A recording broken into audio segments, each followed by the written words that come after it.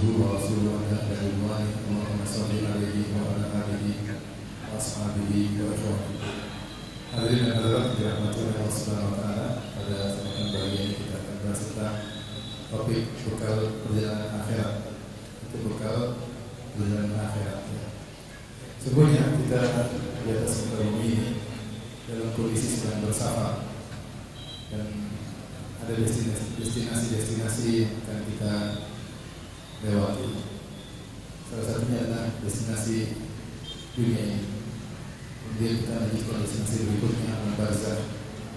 Kemudian kita lanjutkan destinasi berikutnya yang sangat panjang pada mahsyar sehingga berujung kepada surga atau neraka. Tambah sedikit lagi. Tidak seorang pun dari kita tahu di mana ujung safar kita. Dan Allah telah mengingatkan bahwasanya safar yang lebih berat adalah safar di akhirat. Safar dunia insyaallah masih bisa kita handle, masih kita bisa persiapkan. Tapi safar akhirat sangat panjang. Safar dunia sebentar, safar akhirat sangat panjang, butuh bekal yang benar-benar matang. Allah berfirman kalau terkait dengan ibadah haji, kata Allah Subhanahu wa taala, "Wa tazawwadu fa inna khairaz zadi taqwa." Berbekal kalian, ayat turun terkait haji. Berbekal kalian ketika hendak berhaji. Yang namanya haji harus berbekal. Karena jika seorang tidak mampu, tidak punya bekal, maka dia tidak wajib berhaji. Dan tidak ada. Bukan bekal. Naik lagi. Yang harus dia bawa saja dalam perjalanan tersebut, bahkan ada bekal yang harus ditinggalkan untuk keluarganya selama perjalanan safarnya. Kita tahu haji mulai zaman dahulu akan melewati tempat yang jauh. Iya, saya pakai efek ya. Gurun, di bawah terik matahari, diterpa angin yang kencang. Jelek ya kalau video ya? Iya, saya ngejar ruangan ya Pak. Ngejar ruangan bin bagus ya. Kalau saya ngabisin, sebaik-baik zat, sebaik-baik bekal adalah takwa. Sedang lama mengatakan Allah mensyaratkan ada perjalanan nomornya dulu mas, jenengan mas, tak mau nggak cek. Saya mas, ceknya mas, apa jenengan nggak yuk? Harus lebih. Kayak yang nomor gue mas, 0857 Hadirin 2653 8856 tentang bahwa kita ini adalah musafirun. Ketika seorang sahabat melihat Nabi SAW tidur di tikar yang sangat sederhana sehingga memberikan bekas di lambung Nabi SAW, maka salah seorang dari mereka berkata, "Alam nattakhidh laka wiqa'an?" Atau "Alam naj'al laka wiqa'an ya Rasulullah?" Tidak akan kami berikan kau kasur atau tidur yang lebih nyaman. Maka Nabi SAW mengatakan, "Mali wa ibu, aku urusan dengan dunia.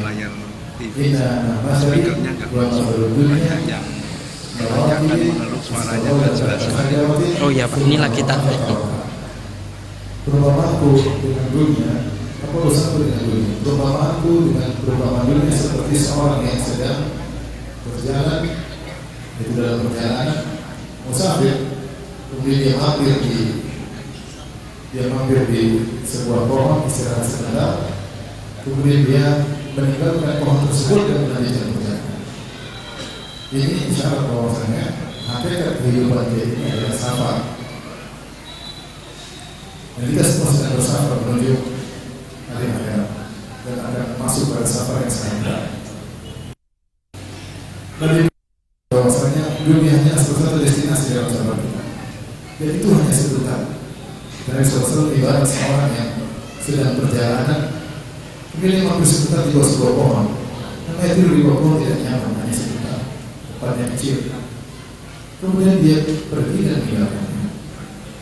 Maka jangan sampai dia habiskan seluruh perhatiannya kepada pohon ini, tapi hanya destinasi sebentar yang dia tertinggal dalam perjalanan berikutnya. Ini juga disyaratkan oleh Ali bin Abi Thalib, di mana dia berkata, "Inna dunya qad irtahalat mudbira wa inna al-akhirata qad irtahalat mudbira wa likulli minhuma wa likulli wahidin minhuma banun. Kata Ali bin Abi Thalib radhiyallahu anhu bahwasanya dunia telah pergi menjauh dan akhirat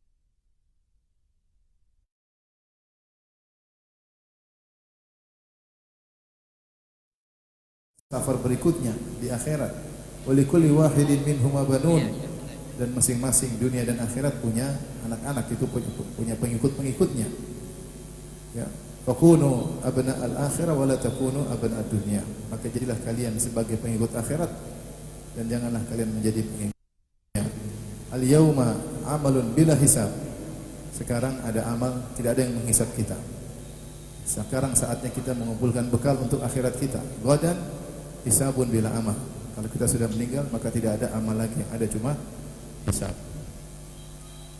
Maka ikhwan dan akhwat yang dirahmati Allah Subhanahu wa taala, inilah hakikat kehidupan kita, bahwasanya kita ini semuanya musafirun dan sedang menuju safar yang sangat panjang yang akan semua kita jalani.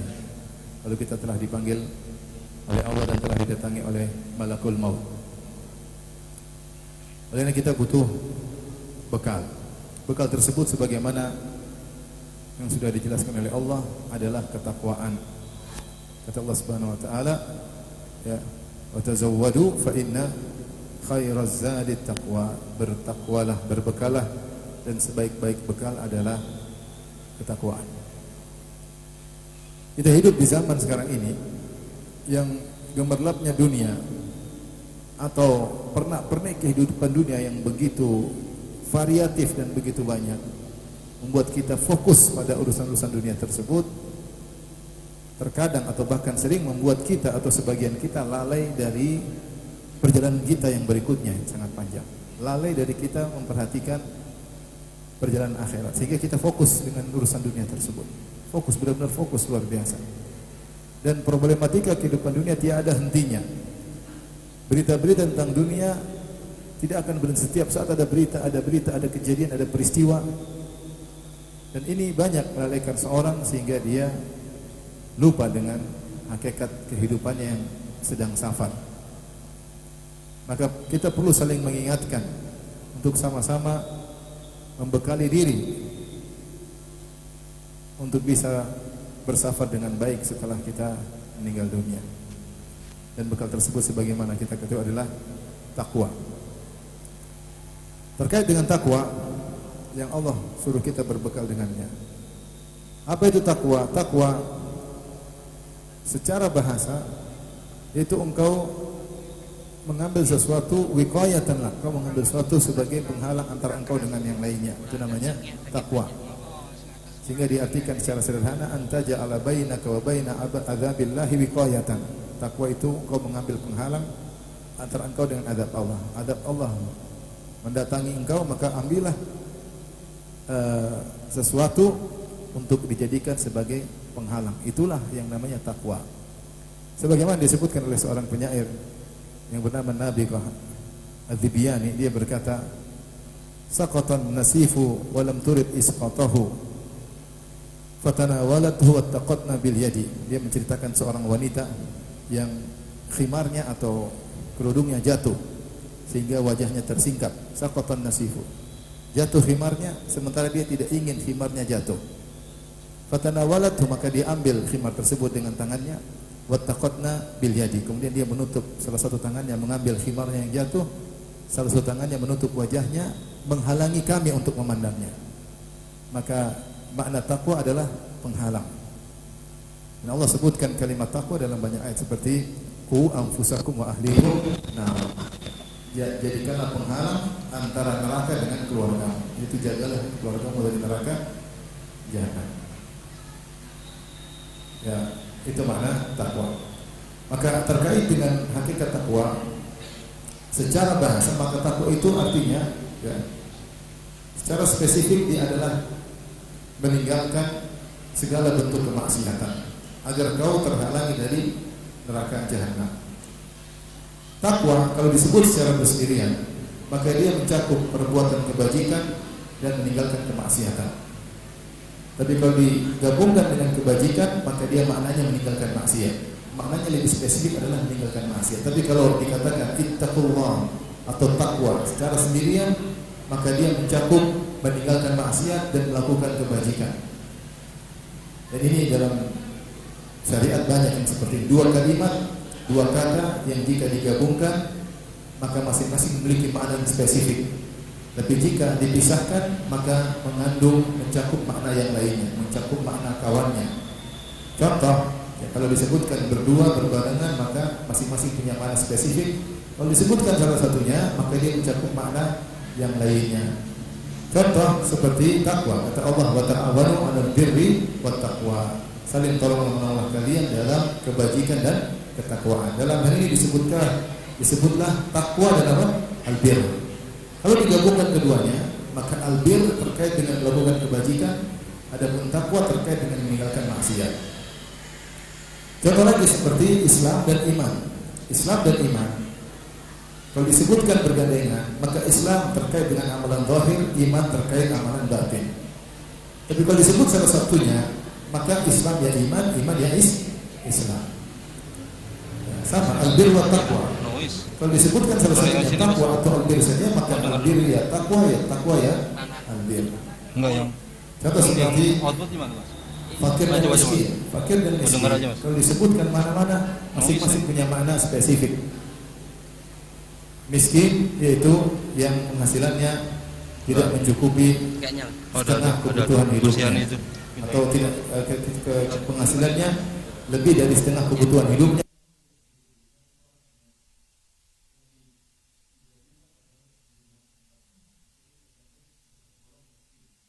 Karena penghasilannya lebih dari setengah kebutuhan. Kebutuhannya 4 juta, setengahnya 2 juta, ternyata penghasilannya 3 juta. Maka orang ini tergolong miskin. Fakir lebih parah. Fakir yaitu yang penghasilannya kurang dari setengah kebutuhan hidupnya. Kebutuhan dia 4 juta, ternyata penghasilannya 1 juta. Jadi fakir lebih parah dari miskin. Jika digabungkan masing-masing punya makna tersendiri. Tetapi ketika disebutkan secara sendirian, fakir ya miskin, miskin ya apa? Fakir. Maknanya sama saja. Maka dan ini banyak yang semisal ini dalam syariat ya. Di antaranya seperti at-taqwa dan albir ya. At-taqwa kalau disebutkan secara bersendirian maka maknanya adalah mencakup melakukan kebajikan dan meninggalkan maksiat. Tapi kalau disebutkan bergandengan maka dia memiliki makna spesifik yaitu meninggalkan maksiat, Oleh karenanya seorang penyair menyebutkan tentang hakikat takwa. Ketika dia menyebutkan hakikat takwa maka dia lebih cenderung kepada makna meninggalkan maksiat.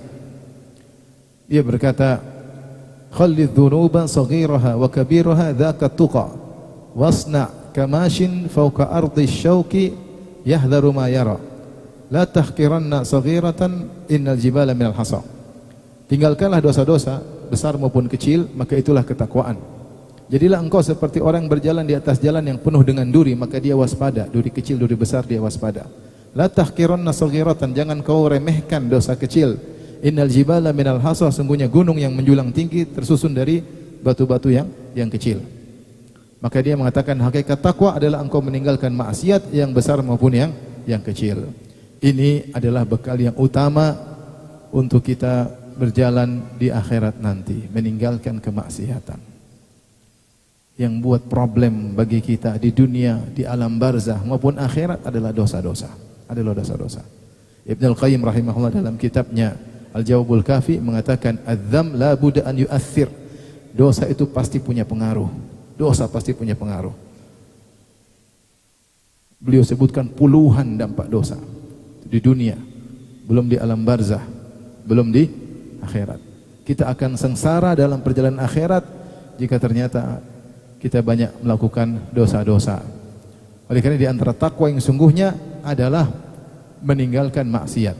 Inilah bekal yang sungguhnya yang kita sama-sama berusaha untuk kita lakukan, terutama kita hidup di zaman yang sarana maksiat terbuka selebar-lebarnya. Dan sarana itu dalam genggaman kita. Siapa yang pegang HP, main gadget, ikut medsos, nonton YouTube dan yang lainnya, maka dia pasti terpapar untuk terjerumus dalam kemaksiatan, pasti. Saya sering sampaikan kalau zaman dahulu orang dalam rumah selamat dari kemaksiatan. Zaman sekarang justru dalam rumah terkadang dia tenggelam dalam lautan kemaksiatan. Maka ini zaman bekal semakin sulit di zaman sekarang ini. Bekal semakin sulit.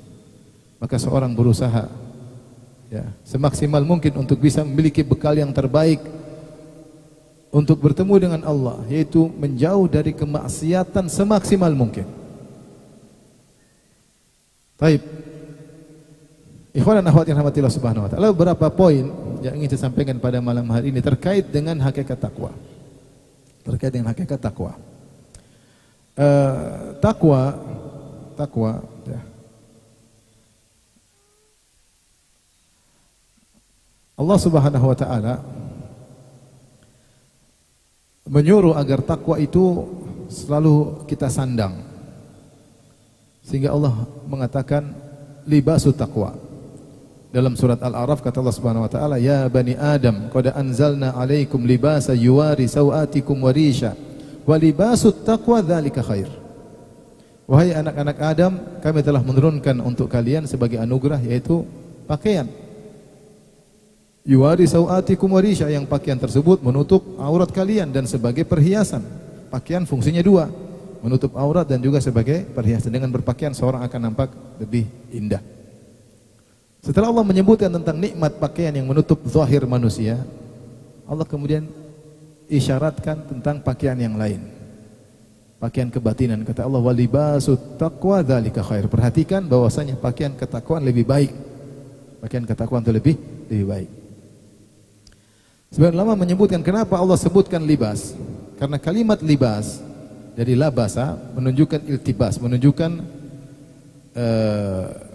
yaitu benar-benar merasuk ya, seperti firman Allah Subhanahu wa taala tentang lelaki dan wanita, kata Allah Subhanahu wa taala, "Hunna libasul lakum wa antum libasul lahun."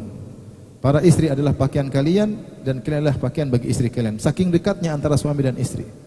Sehingga Allah menggambarkan istri adalah pakaian kita, kita adalah pakaian istri. Sehingga namanya suami istri hampir-hampir rahasia, saling mengetahui, aib-aib saling mengetahui yang orang lain tidak tahu. Saking begitu dekatnya. Maka Allah menggunakan kata libas. Allah menggunakan kata apa? Kata libas. Karena selalu disandang, sebagaimana seorang selalu pakai pakaian. Seperti juga Allah mengatakan, fa'adzaqahallahu libasal ju'i wal khaufi bima kanu yasnaun. Fakafarat bi an'umillah. Kata Allah tentang suatu negeri yang kufur dengan nikmat-nikmat Allah, maka Allah mengatakan, fa'adzaqahallahu libasal ju'i, maka kami timpakan, merasakan mereka dengan pakaian kelaparan dan pakaian ketakutan. Itu benar-benar mereka lapar tersebut merasuk dalam diri mereka dan ketakutan benar-benar merasuk dalam raga mereka. Itu libas menunjukkan suatu yang mulazamah, kebersamaan selalu. Oleh karenanya, ketika Allah menyebutkan tentang takwa, Allah menggambarkan takwa itu seperti pakaian yang selalu kita pakai, yang harus selalu melekat dalam tubuh kita. Kapan terbuka maka terlihatlah aurat kita. Maka hendaknya kita memakai pakaian takwa, pakai pakaian takwa. Dan pakaian takwa, kata Allah, walibasut taqwa dzalika khair. Pakaian takwa lebih baik daripada pakaian yang zahir. Kenapa? Pakaian zahir hanya menutup aurat luar. Kemudian juga akan usang. Kalau seorang meninggal maka pakaian tersebut akan ditinggalkannya. Pakaian takwa enggak, selalu terpakai dan dia menutup zahir dan batin seorang. Ruhnya ya, ditutup oleh pakaian takwa tersebut, akhlaknya ditutup dengan pakaian takwa tersebut, qalbunya ditutup dengan pakaian takwa tersebut. Maka maksudnya seorang hendaknya senantiasa bertakwa, jangan dia lepaskan pakaian ketakwaannya. Dan hanya seorang lebih perhatian terhadap pakaian takwanya daripada pakaian zahirnya, Ini perkara yang di antara hal yang menipu banyak orang. Mereka selalu memperhatikan penampilan zahir. Saya sering menyampaikan kalau lagi umrah, saya beri sedikit wejangan kepada para jamaah umrah. Saya bilang, lihatlah kota Mekah yang begitu tandus, tidak ada tumbuhan, tidak ada hijau-hijau, ya, batu, pegunungan. Tetapi dia adalah ahabbul ardi ilallah, kota yang paling dicintai oleh Allah Subhanahu wa taala. Kenapa kota Mekah sangat dicintai oleh Allah? Karena di situ ada Ka'bah, orang beribadah di situ. Orang selalu mengingat Allah di situ. Tiada henti-hentinya orang tawaf mengagungkan Allah Subhanahu wa taala. Isyarat bahwasanya yang paling diperhatikan oleh Allah itu bukan penampilan zahir. Kalau suatu kota yang paling dicintai Allah, yang paling indah, maka Puncak Bogor lebih dicintai oleh Allah daripada kota Mekah. Puncak Bogor terlalu indah dibandingkan kota Mekah. Maka Nabi sudah mengingatkan bahwasanya innallaha la yanzuru ila suwarikum wala ila ajsamikum walakin yanzur ila qulubikum wa amalikum. Allah tidak memandang, tidak menoleh kepada rupa kalian dan jasad kalian, paras kalian. Tapi yang Allah jadikan pusat perhatian, yang Allah nilai adalah hati kalian, amalan kalian. Maka perhatikan libasul taqwa, libasul taqwa. Hendaknya selalu kita perhatikan bagaimana iman kita, bagaimana ketakwaan kita, bagaimana amal soleh kita. Itulah ketakwaan. Jangan terlalu perhatian sama penampilan luar. Penampilan luar secukupnya. Jangan terlalu fokus, ingin tampil, ingin dinilai orang, sampai kapan kita begitu? Kita hidup sekarang di zaman subhanallah banyak orang yang narsis, ingin dikomentari, ingin tampil, ingin selalu menampilkan privasinya, ingin ngapain? Menjadikan diri sebagai sarana untuk omongan orang, sedikit-sedikit selfie posting. Tunggu komentar, ketawa-ketiwi, posting berikutnya. Jadilah kecanduan. Hanya penampilan zahir-zahir yang perhatikan.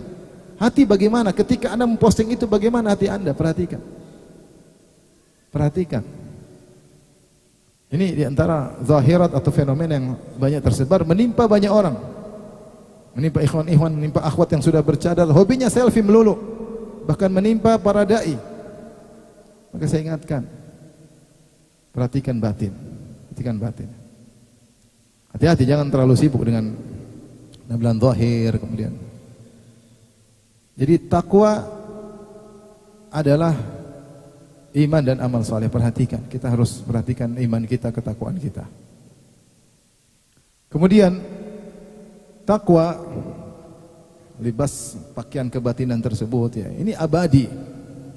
Pakaian zahir akan sirna dan hilang, jasad akan lemah, wajah akan semakin keriput, kulit semakin keriput, wajah semakin menua. Takwa tidak. Takwa kalau orang perbaiki maka semakin meningkat. Dan takwa akan terus dibawa dalam perjalanan kita berikutnya. Dalam barzah kita butuh ketakwaan, apalagi ketika dibangkitkan kita butuh pakaian ketakwaan tersebut. Baik, yang berikutnya, takwa hendaknya dipakai terus-menerus. Apakah di hadapan banyak orang ataukah tatkala bersendirian? Dan ini diisyaratkan oleh Nabi ketika Nabi SAW menasihati seorang sahabat yang akan berdakwah. Kata Nabi SAW, ittaqillaha haitsuma kunt, bertakwalah kepada Allah dimanapun engkau berada. Haitsuma terkait dengan tempat maupun terkait dengan waktu. Haitsuma kunt yaitu dimanapun kamu berada dan kapanpun hendaknya kau bertakwa. Itulah hakikat takwa yang sungguhnya. Janganlah seorang bertakwa ketika di kampungnya saja, ketika di luar kampung, di luar negeri dia tidak bertakwa. Janganlah dia hanya bertakwa ketika di rumahnya, ketika di hotel dia tidak bertakwa. Janganlah bertakwa ketika dia di hadapan banyak orang, tatkala bersendirian dia tidak bertakwa. Seorang kalau ingin tahu hakikat takwanya justru ketika dia sendirian. Lihat hakikat takwanya. Karena kalau di hadapan banyak orang seorang bisa tasannuk, bisa berdrama. Tapi ketika di sini itulah hakikat ketakwaan, dan kita sangat butuh takwa yang sesungguhnya di zaman sekarang ini. Ya akhi, sekarang fitnah luar biasa. Fitnah luar biasa. Betapa banyak saya ditanya pertanyaan-pertanyaan. Ya Ustaz, saya terjebak dengan tontonan-tontonan. Ya Ustaz, saya terjebak dengan hobi-hobi yang tidak benar. Ya Ustaz, saya kecanduan ini. Ya Ustaz, sampai orang datang depan saya menangis. Ya udah ngaji tapi tatkala bersendirian dia tidak bisa bertakwa. Maka seorang berusaha ingat, takwa bukan cuma di depan banyak orang, tatkala bersendirian. Apa kita bertakwa ketika tidak ada yang melihat kita? Itulah takwa yang sesungguhnya. Takwa yang sesungguhnya. Di depan banyak orang kita bisa bertakwa, kita bisa tasannuk, bisa drama ya. Tapi kalau kita sendirian, di kamar sendirian, tatkala tidak ada keluarga, tatkala kita buka gadget, tatkala ada yang menghubungi kita, tatkala, maka seorang bertakwa dimanapun dia berada. Itulah hakikat takwa. Tapi yang berikutnya terkait dengan takwa. Sudah kita singgung di awal pengajian. Takwa bukan cuma meninggalkan dosa besar. Takwa juga meninggalkan dosa kecil.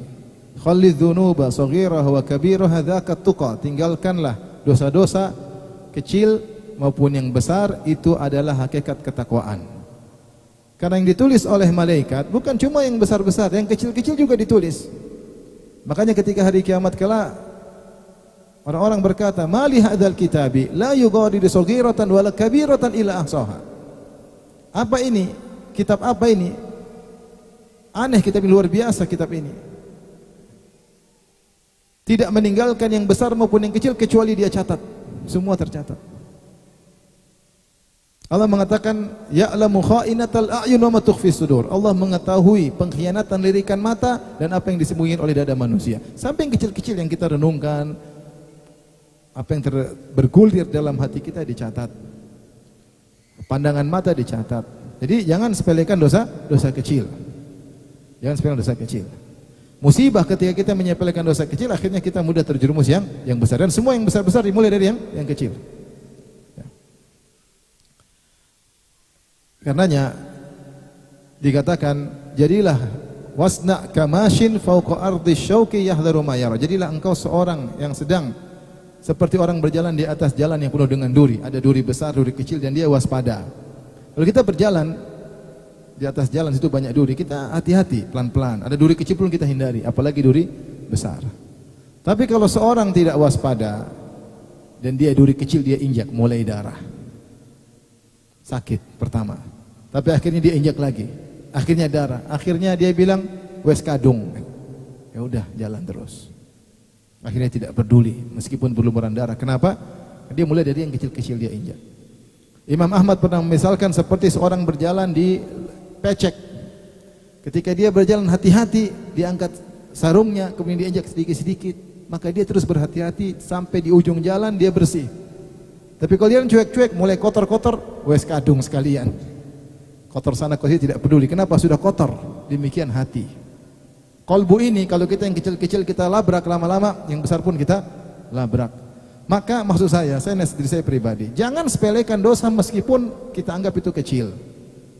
Dan dosa yang paling sering kita lakukan di zaman sekarang ini dosa pandangan. Dosa pandangan. Orang melihat wanita terbuka auratnya, begitu saking seringnya terbuka rambutnya, apalagi musim pemilu nonton berita terus, wanita terbuka rambutnya, akhirnya saking seringnya dianggap itu biasa, bahkan lisannya pun tidak ingin mengucapkan astagfirullah karena tidak dianggap dosa. Adakah seorang zaman sekarang melihat wanita kemudian astagfirullah, dia merasa takut kepada Allah, hampir-hampir hilang kalau terbiasa. Kalau enggak terbiasa dia pasti takut, dia pasti scroll, astagfirullah, astagfirullah. Allah sampai begitu pentingnya masalah pandangan, Allah turunkan ayat tentang ini, cuma kita enggak peduli. Allah mengatakan ya wa kullil mu'minina yaghuddu min absarihim, katakanlah kepada orang mukmin untuk menundukkan pandangan. Wa kullil mu'minina yaghuddu min absarihim, katakanlah orang-orang pada orang beriman yaghuddu min absarihim. Sampai Allah mengatakan konsekuensi keimanan menundukkan pandangan. Allah tidak mengatakan kullil mu'minina ya ghuddu absarahum. Tapi Allah mengatakan kullil mu'minina yaghuddu min absarihim.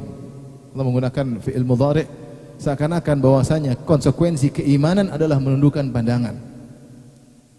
Hanya orang beriman yang bisa menundukkan pandangan. Kemudian Allah mengatakan wa kullil mu'minati yaghdudna min absarihinna, dan katakanlah kepada para wanita menundukkan pandangan mereka. Allah suruh tundukkan, kita malah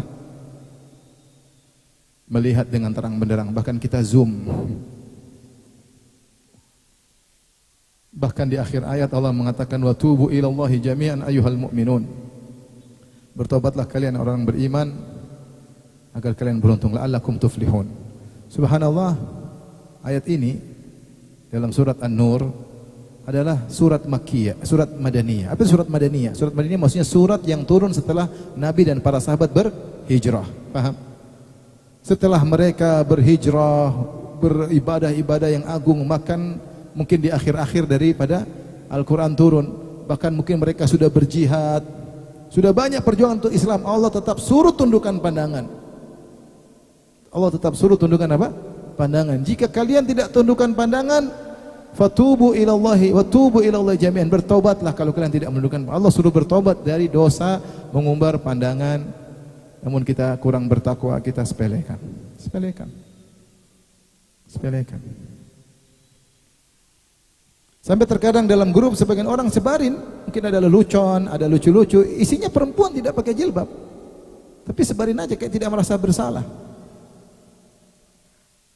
Ya akhi, banyak hawadits mabda'uha minan nazar. Banyak kejadian-kejadian besar mulanya dari pandangan mata. Maksud saya, ini contoh sederhana bahwasanya kita kurang bertakwa dengan mengumbar apa?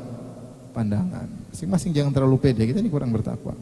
Kalau kita bertakwa harusnya kita benar-benar tundukkan pandangan. Kalau ada berita-berita yang terlihat wanita terbuka auratnya, harusnya kita scroll, bukan kita klik. Bukan kita klik, tapi kita malah lihat, malah kita nonton dan seterusnya. Maka ingat, takwa itu bukan hanya meninggalkan dosa besar, bahkan dosa-dosa kecil hendaknya kita hindarkan. Siapa yang terbiasa menghindarkan diri dari dosa kecil, maka dia semakin terjauhkan dari dosa besar. Siapa yang terbiasa melakukan dosa kecil, maka dia mudah terjerumus dalam dosa besar. Dan sekarang musibah bukan cuma kena laki-laki, perempuan juga. Ibu-ibu sampai sebagian hobi nonton film Korea. Sudah bercadar nonton film apa? Korea. Anak-anak di pondok nonton film Korea. Karena apa? Karena ibunya juga nonton film Korea. Maka jangan menggampangkan masalah ini. Biarlah orang semua sibuk dengan kesenangannya, nonton sana, jangan ajari istri kita, jangan ajari anak-anak kita untuk seperti itu, jangan. Dan jangan kita mencontohkan untuk menggampangkan masalah seperti itu. Kalau kita enggak mulai dari diri kita, kemudian bagaimana? Kalau anak haram nak, enggak boleh nak, tegur. Ya tentunya konsekuensinya kita harus lebih utama untuk seperti itu. Jangan kita gampangkan, akhirnya anak kita nonton terbiasa, akhirnya ini maksiat dianggap hal yang biasa, bukan dosa. Dosa itu kalau berzina aja. Akhirnya anak-anak nonton film, nonton ini. Takwa meninggalkan dosa besar maupun dosa kecil. Taib, di antara hal yang terkait dengan takwa, bahwasanya di antara konsekuensi takwa kita harus evaluasi. Harus evaluasi tentang bagaimana kondisi kita untuk persiapan hari akhirat. Allah Subhanahu wa taala berfirman, "Ya ayyuhalladzina amanu taqullaha", wahai orang yang beriman bertakwalah kepada Allah. "Wal tanzur nafsum ma qaddamat lighad", dan hendaknya setiap jiwa melihat apa yang sudah dia lakukan untuk hari esoknya, untuk perjalanan berikutnya. Apa yang sudah dia lakukan sekarang. Ini adalah ayat asal fil muhasabah, ayat untuk kita muhasabah. Muhasabah itu bahasa Indonesianya apa? Evaluasi diri. Berhenti dulu. Sekarang cek kita ini bagaimana iman kita. Sudah bagus atau enggak? Jangan kita jalan terus tidak peduli dengan iman kita. Sudah ikhlas enggak? Masih riya enggak? Orientasi kita masih dunia enggak? Bagaimana kita hobi baca Quran enggak sekarang? Atau kita lupa dengan Al-Quran? Apa kita masih senang nuntut ilmu? Apa kita sholat malam? Periksa sekarang, periksa. Jangan terus berjalan kita cuekin, enggak. Kita malah bisa hancur tanpa kita sadar. Oleh karenanya perlu sekali-sekali kita berhenti, renungkan diri. Kata Allah, "Wal tanzur nafsum ma qaddamat lighad." Setiap jiwa evaluasi, lihat apa yang sudah dia lakukan untuk masa depannya, untuk perjalanan berikutnya. Maka ini penting. Ajak istri, gimana sekarang kondisi, gimana iman kita, bagaimana takwa, bagaimana anak-anak, bagaimana kita sendiri. Sudahkah kita menghatamkan Quran dalam berbulan-bulan? Sudahkah kita tiap hari baca Al-Quran? Bagaimana zikir pagi petang kita, bagaimana sedekah kita, bagaimana sholat malam kita, bagaimana sholat berjamaah kita, bagaimana hobi mata kita, lihat apa yang kita nonton sekarang ini. Sudahkah kita duduk 1 jam dengar berita, gak berhenti dengar berita, Quran 1 lembar pun tidak kita baca. Evaluasi. Kalau Allah cabut nyawa kita, kita malu ketemu Allah dengan. Tidakkah hobi kita masih kita puas-puasin? Ya sebagian nonton hobi olahraga, saya juga hobi olahraga, nonton olahraga boleh, tapi berlebihan. Semua turnamen dia nonton, semua lomba dia nonton, ya habis waktu. Ronaldo, Ronaldinho.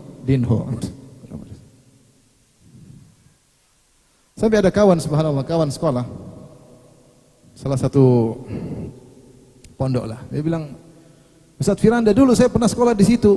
Saya masih ingat ketika saya jalan ada 2 santri yang berbicara murojaah tentang hadis. Mereka berdua berjalan, ini hadis ini begini, sambil berjalan mereka murojaah. Sekarang saya pergi ke pondok yang sama, saya lihat dua orang berbicara Ronaldo Messi. Murojaahnya bola. Ya ini kenyataan perubahan. Kita nggak bicara orang, kita bicara diri kita. Kita sekarang apa hobi kita? Waktu kita ini habiskan buat apa? Evaluasi diri. Evaluasi diri. Ini tadi terkait dengan hakikat takwa yang saya sampaikan. Maka sampai jam berapa kita sih? Masih ada waktu kan? Masih. Baik. Setelah itu kita akan bahas contoh aplikasi tentang takwa yang bisa kita lakukan sehari-hari sebagai bekal kita di akhirat. Di antara aplikasi atau amal soleh yang hendaknya benar-benar kita perhatikan adalah ikhlas. Ini benar-benar hakikat takwa yang luar biasa, ikhlas. Perhatikan niat kita, jangan coba-coba spekulasi dengan niat kita. Para salaf dahulu yang mereka jauh lebih bertakwa dari kita, mereka tidak pernah spekulasi tentang keikhlasan mereka. Maka mereka tidak mau menampakkan amal soleh mereka karena spekulasi. Mungkin kalau mereka tampakkan pun mereka ikhlas, tapi mereka tidak mau spekulasi. Bagaimana di antara mereka yang berjihad sambil menutup wajah mereka? Di antara mereka yang bersedekah tidak ada yang tahu. Dan di antara mereka ada yang sholat malam pun tidak ada yang tahu. Mereka berusaha. Meskipun toh pun mungkin ketahuan dari teman dekatnya atau. Tapi kalau kita baca tentang sejarah mereka, bagaimana mereka benar-benar lari dari banyak popularitas. Maka kita ini ikhlas itu nggak gampang. Kalau sudah raih ikhlas, jangan spekulasi dengan ikhlas. Jangan coba-coba kita cerita amal soleh kita untuk dipuji. Jangan coba-coba kita posting amalan soleh untuk dipuji. Sebagian ulama mengatakan intidharus sana riya. Seorang yang menunggu pujian itulah riya. Itulah orang yang riya. Kenapa sampai ini? Karena ini fitnah luar biasa. Orang posting seluruh amal solehnya tanpa ada darurat. Kalau ada darurat bolehlah. Dia khutbah Jumat di videoin untuk enggak apa-apa, namanya juga khutbah Jumat juga enggak ada masalah. Tapi kadang ibadah-ibadah tertentu, berbakti sama orang tua, sayang sama anak istri, lagi sholat duha, lagi di-shooting, di-posting, diceritakan perjuangannya menuntut ilmu, perjuangan cerita semua. Ya, tidak beranikah engkau spekulasi dengan keikhlasanmu? Jangan ya, akhi. Ini modal dasar kita. Apa kata iblis? Dia bersumpah di hadapan Allah, "Fa bi izzatika la aghwiyannahum ajma'in illa ibadaka minhumul mukhlasin." Demi keperkasaan Engkau ya Allah, kata iblis, sungguh aku akan menyesatkan mereka semuanya kecuali yang ikhlas. Yang ikhlas aku tidak bisa sesatkan. Oleh karenanya ketika Nabi Yusuf digoda dengan ujian yang sangat berat, wanita Imra'atul Aziz yang konon namanya Zulekha, sangat cantik jelita, merayunya, berdua-duaan, tidak ada orang lain lihat, pintu semua dikunci. Siapa yang bisa selamat? Syahwat sang wanita sudah menggebu-gebu, walau qad hammat bih, Yusuf juga tergerak wa hamma biha. Tapi Allah selamatkan. Kenapa? Karena Yusuf ikhlas. Kadzalika linasrifa anhu su'a wal fahsya innahu min ibadinal mukhlasin. Demikianlah kami palingkan Yusuf dari perbuatan keji dan perbuatan buruk. Kenapa? Innahu min ibadinal mukhlasin. Dalam qiraah innahu min ibadinal mukhlisin. Sungguh Yusuf ikhlas. Maka agar bisa punya modal takwa yang kuat, berusaha untuk ikhlaskan diri. Tutup mulut, jangan suka ceritakan amal soleh, jangan suka memposting amal soleh. Tidak usah cerita amal soleh agar kita dipuji, tidak usah. Agar kita dianggap, agar kita apapun, tidak usah. Antum berbakti sama orang tua, nggak usah cerita sama orang. Antum perhatian sama anak istri, nggak usah cerita sama orang, tidak usah. Kecuali memang mendesak, ada keperluan darurat silahkan, tapi hukum asal tidak boleh cerita. Untuk apa? Untuk menyelamatkan keikhlasan kita. Dulu para salaf susah-susah untuk menyembunyikan amal soleh mereka. Sekarang orang bersusah-susah untuk pamer amal solehnya. Bikin tim, shooting sana, shooting sini, cerita sana, cerita sini. Disebarin, nggak ada yang like, posting ulang supaya di like. Ini penyakit sekarang. Mau ke sini shooting, mau ke sana shooting, ya akhi. Akhirnya orang semua meniru. Semua niru akhirnya.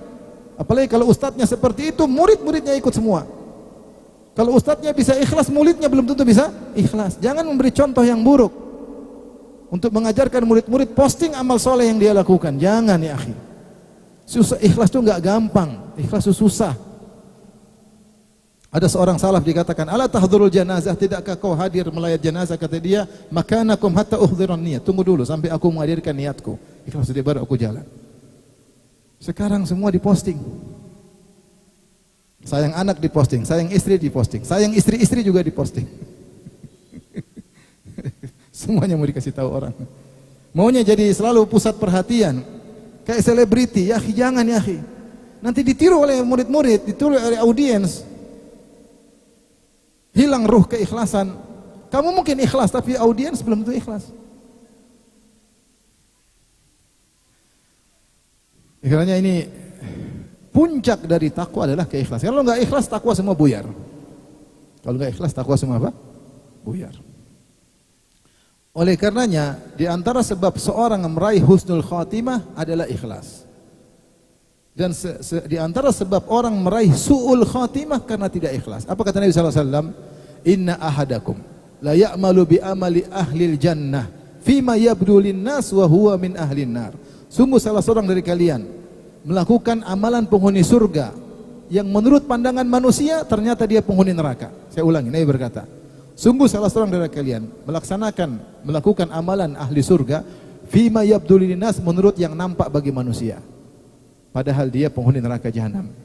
Ibnu Rajab Al-Hambali ketika mensyarah hadis tentang salah seorang dari kalian melakukan amal surga sampai jarak dia dengan surga tinggal satu hasta, kemudian di penghujung hayat dia melakukan amalan penghuni neraka, kemudian mati kemudian masuk neraka. Inna ahadakum la ya'malu bi amali ahlil jannah hatta ma yakunu bainahu baina ila dhira' fa yasbiqu alaihi alkitab fa ya'malu bi amali ahlin nar fa yadkhuluha. Sungguh salah seorang dari kalian benar-benar melakukan amalan penghuni surga sampai jarak dia dengan surga tinggal sehasta, sebentar lagi dia masuk surga. Tetapi dia sudah kedahuluan kitab takdir. Maka di akhir hayat dia melakukan su'ul khatimah, di akhir hayat dia melakukan amalan-amalan buruk, amalan penghuni neraka jahanam. Kemudian dia mati masuk neraka. Kok bisa demikian? Ibnu Rajab menyebutkan tentang hadis tadi. Sungguhnya salah seorang dari kalian melakukan amal soleh menurut penglihatan umum manusia, padahal dalam hatinya ada masalah. Kata Ibnu Rajab Al-Hambali, tidaklah seorang kemudian diakhiri dengan su'ul khatimah kecuali ada dasisah, ada racun, ada dasais yang tersembunyi dalam hatinya. Mungkin dia ujub, mungkin dia sombong, mungkin dia riya, yang itu teraplikasi dampaknya belakangan. Bahaya. Ya kita ini ikhlas ini susah. Saya ini ceramah tentang ikhlas pun saya susah untuk ikhlas. Bagaimana saya biarkan audiens kemudian pamer-pamer apa yang mereka lakukan, kasihan. Saya sendiri sulit untuk bisa ikhlas. Kemudian saya ngajarin orang-orang untuk pamer amal solehnya. Saya saja kadang terlepas cerita. Maka saya ingatkan para pegiat dakwah, para dai, janganlah begitu ya akhi. Jangan, biarkan orang bertakwa, biarkan mereka belajar menyembunyikan amal soleh mereka, biarkan mereka dapat kebahagiaan dengan menyembunyikan amal soleh. Bukan malah kita ajarin untuk pamer sana pamer sini, semua kegiatan kita pamerkan. Jangan. Gimana mau takwa kalau kita niat ini carut marut di dalam hati ini? Nggak ada yang tahu kecuali Allah Subhanahu wa Ta'ala. Maka mulai sekarang jangan narsis ya. Sedikit-sedikit posting. Kalau posting makanan masih mending lah. Ini posting lagi, ini lagi posting seluruhnya. Lagi umroh posting, lagi cium hajar aswad posting. Ternyata cium kepala orang. Gak usah lah. Gak usah. Taib. Ikhwan dan akhwat yang dirahmati oleh Allah Subhanahu wa Ta'ala. Di antara aplikasi tentang takwa agar kita bisa terus bertakwa adalah al-mudawamah 'alal amal, continue dalam beramal. Ini penting. Kata Nabi sallallahu alaihi wasallam, ahabbul a'mal ila Allah adwamuha wa inqal. Ketika kata Nabi sallallahu alaihi wasallam, amalan yang paling dicintai oleh Allah adalah yang paling continue meskipun sedikit. Ketika Aisyah ditanya tentang amalan Nabi, kanat amal dimah, yaitu continue. Amal Nabi dimah, yaitu continue, selalu. Maka seorang menjebak diri agar dia bertakwa dengan kegiatan amal soleh keseharian. jebak diri. Sebagaimana kita punya kegiatan duniawi yang kita lakukan rutinitas harian. Pagi sarapan, kemudian jam sekian pergi ke kantor, ada rutinitas harian. Dan kita jalani terus karena ada maslahat duniawi yang kita dapatkan. Maka bikin juga rutinitas amal soleh karena ada maslahat besar yang kita raih. Pagi apa kegiatannya, kita kalau perlu kita list, oh ini sudah, ini belum. Kita tidak seperti para salaf dahulu. Para salaf dahulu kalau kita baca biografi mereka, tarjamah mereka, sebagian mereka ketika disebutkan biografinya sudah dimaksimalkan amal soleh mereka. Seandainya kalaupun mereka tahu mau mati, mereka tidak bisa tambah amal soleh karena sudah maksimal. Ya.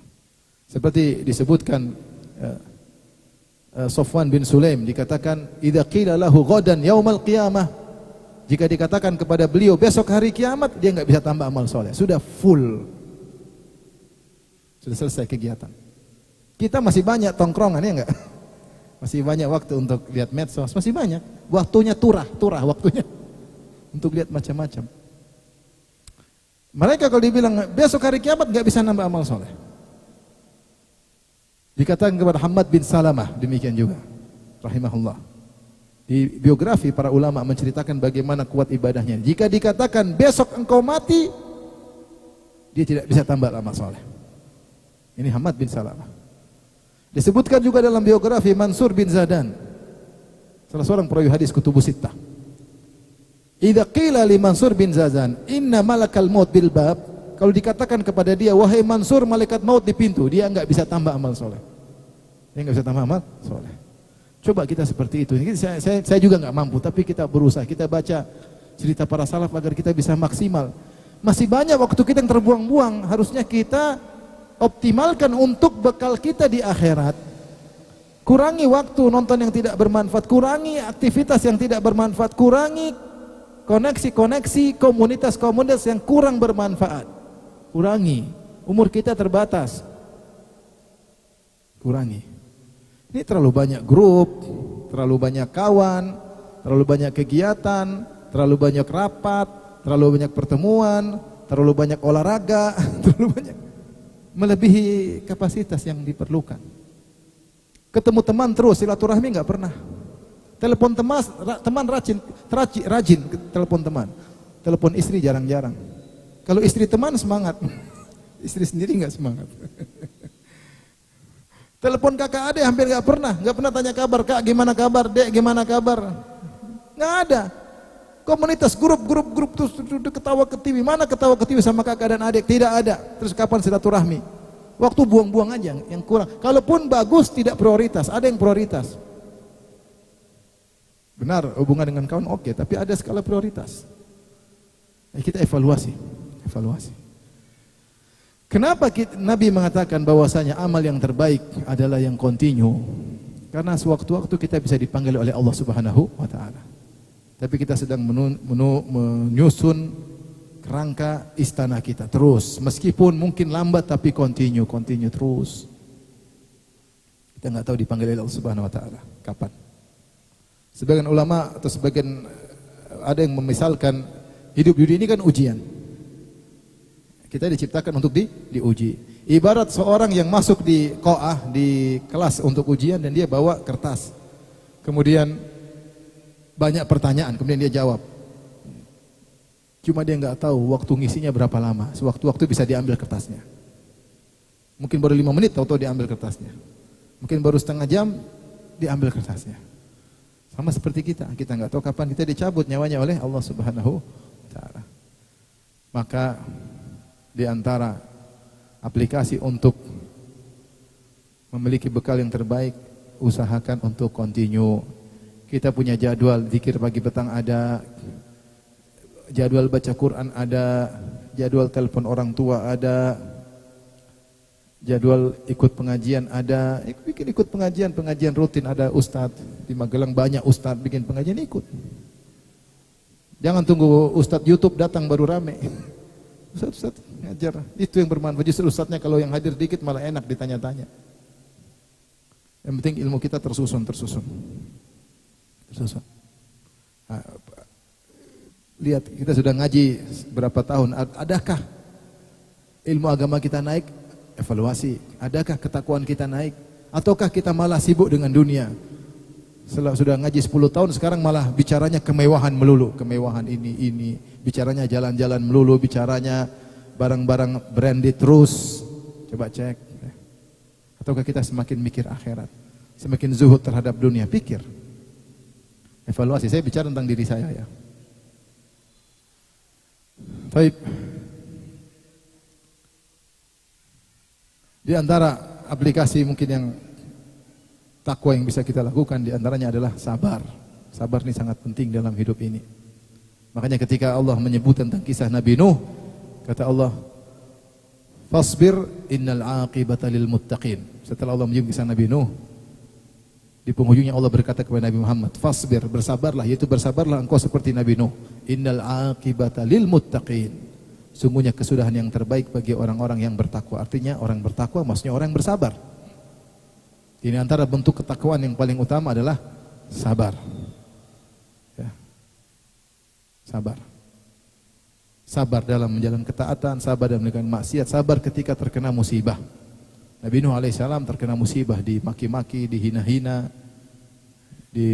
mau dibunuh oleh kaumnya, diejek, dia bersabar, musibah.